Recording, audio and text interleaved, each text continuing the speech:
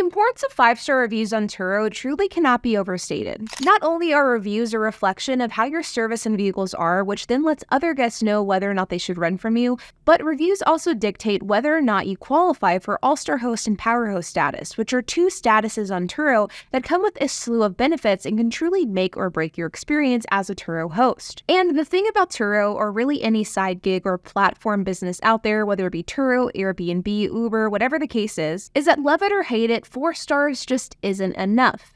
It must be 5.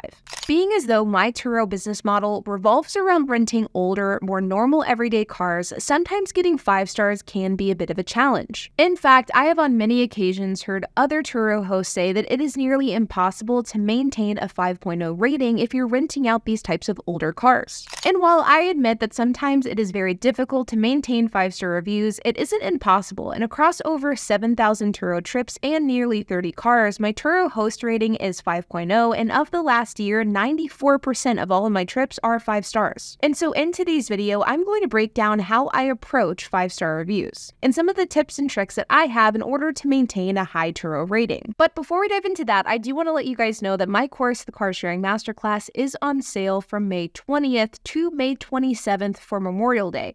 And if you use the code MEMORIALDAY150, you can get $150 off your purchase. Over the last 7 years, my husband HP and I have built a car sharing fleet out of economical vehicles, and we have turned this business model into an incredibly successful Turo fleet. And well, we want to teach you guys how to do the same, which is why we created the Car Sharing Masterclass. The Car Sharing Masterclass is 7 hours of course content breaking down every single thing that you need to know about starting and scaling a car sharing fleet with the same business model that I use. We teach you everything that you need to know, from how to buy cars and how to determine which cars are the right ones to buy, how to find below market value deals, and how to do a pre-purchase inspection on the vehicles that you purchase. We help turn your car sharing operations into a semi-passive one using lockboxes, codes, and keyless entry. And of course, we teach you how to navigate damage claims and how you can actually profit off of damage claims whenever they do occur. We dive into co-hosting, and we have contractual templates. We go into LLCs, finances, insurance, and more. Whenever we say that this is a full A to Z course, we truly mean it. And the best part is that in addition to over 7 hours of course content,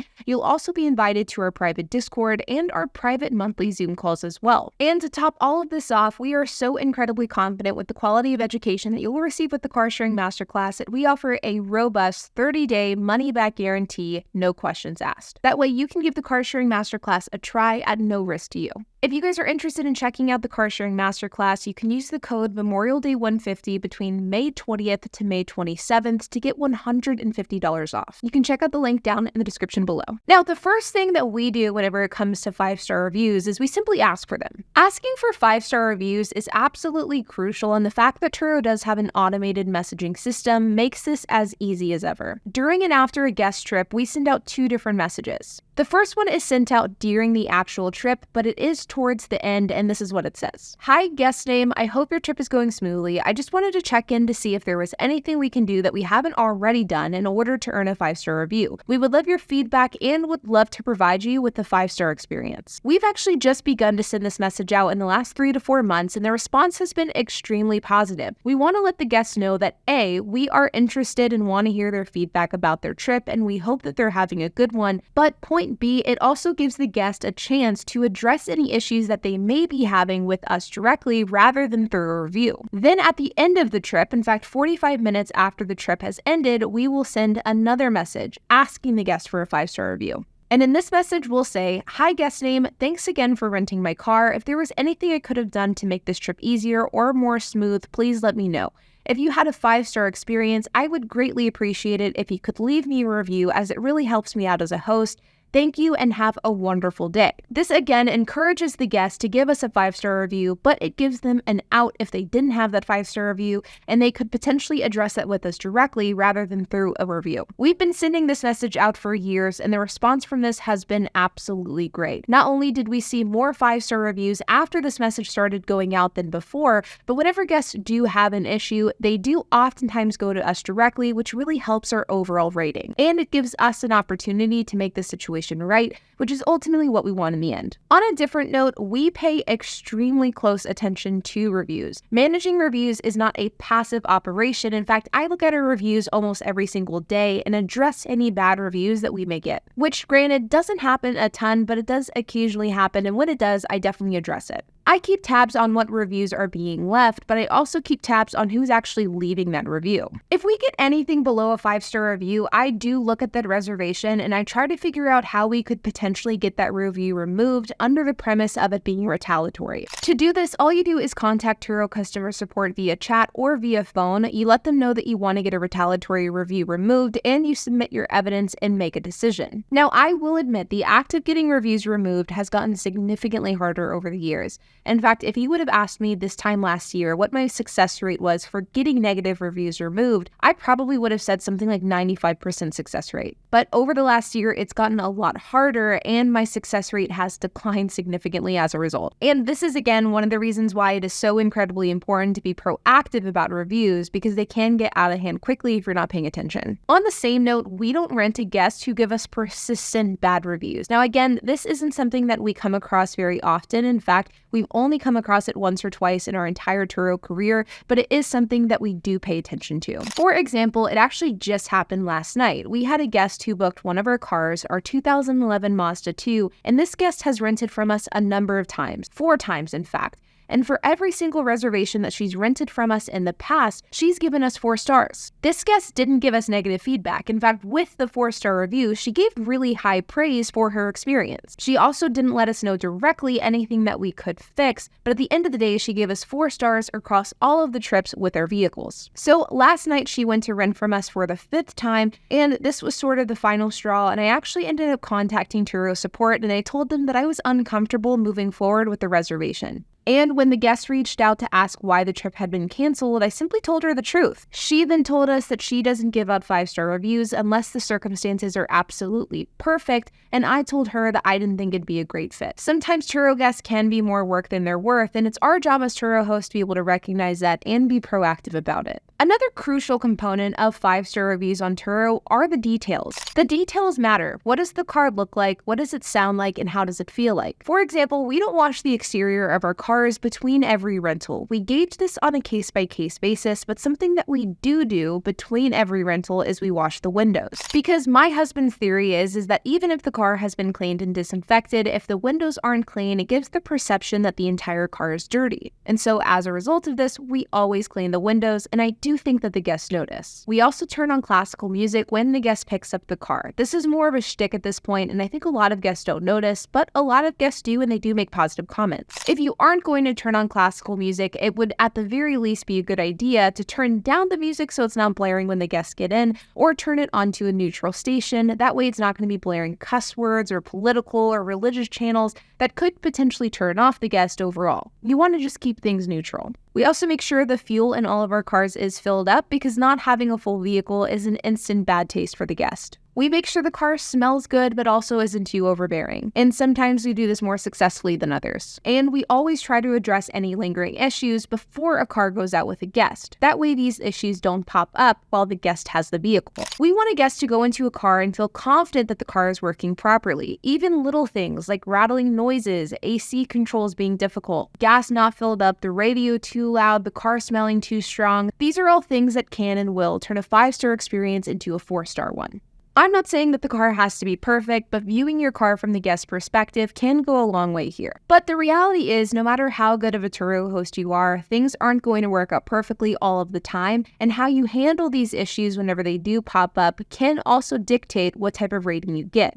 And one of the biggest components whenever it comes to this is your responsiveness. Responsiveness goes a long way. I don't want a guest to complain about something and then sit there and fester about it while they wait for me to get back to them. I want to respond immediately to them with any complaint or issue that they may have. And while it is important to message your guest in the Turo app as much as possible, typically whenever an issue does arise, we do call them directly, because we just have found that customer service gets translated much better over the phone versus over the chat. And the strategy that me and my husband use is that whenever there is an issue, 99% of the time, my husband is the one who calls. But he never calls to say that he is a partner and an owner in the business. Instead, he calls under the premise that he's a technician. This approach works for a few key reasons. Number one is my husband is just better at customer support than I am. People really like him. He's really great at talking to people. And as a result, things bode better whenever he talks to them. And as a result, he does it more often. But number two is that whenever my husband does talk to these guests, he typically positions himself as the technician rather than the owner of the fleet. This allows for the guest to let their guard down a bit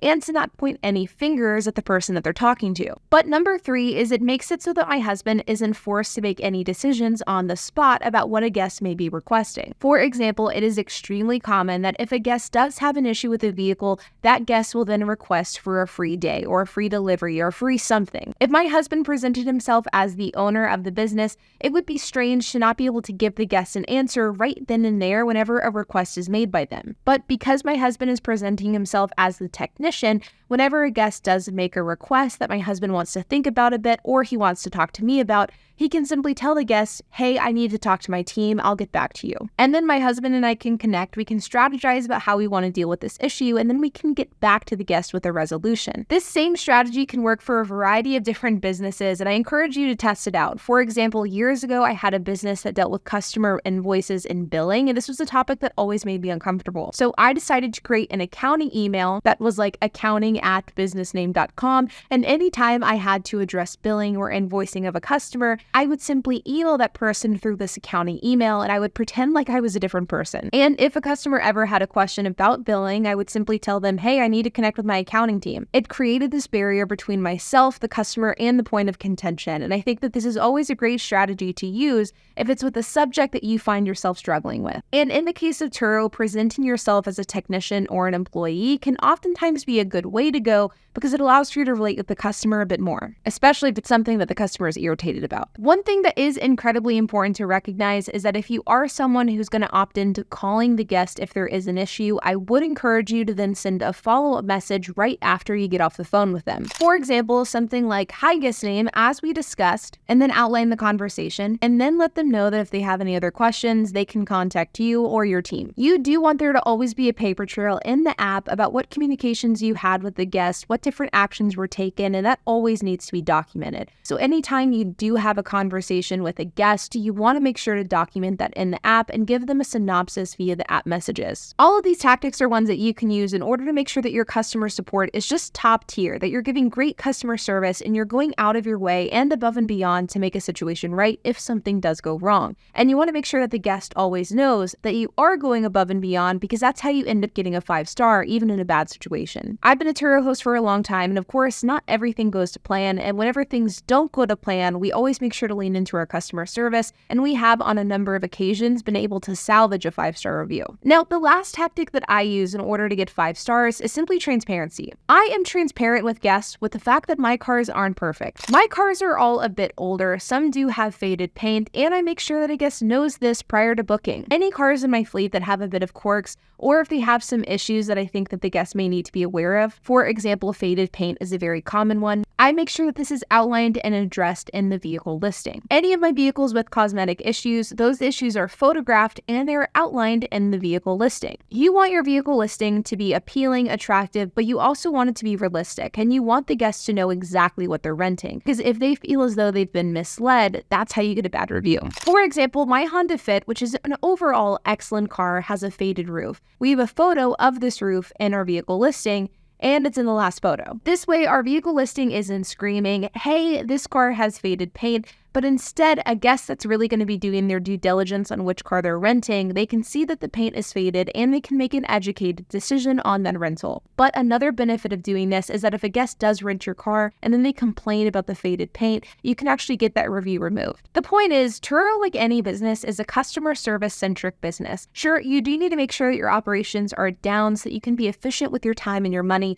You also need to make sure that you buy the right cars, but at the end of the day, you don't have a Turo fleet if you don't know how to work with customers customers and provide them with a great experience. And a lot of this does come down to transparency, the details, communication, and trying your best to go above and beyond, even though that may seem a bit cheesy. I've always said that if you're not prepared to kiss some butts, then Turo probably isn't the business for you. And even 7 years into my Turo career, I do think that this still rings true. Like always, you guys, I hope that you enjoyed this video. If you have any questions, comments, if you have anything to add, I would love to hear it, so make sure to leave a comment down below. And while you guys are at it, make sure to hit the like button, hit that subscribe button, and hit the notification bell, and I'll see you guys in the next video.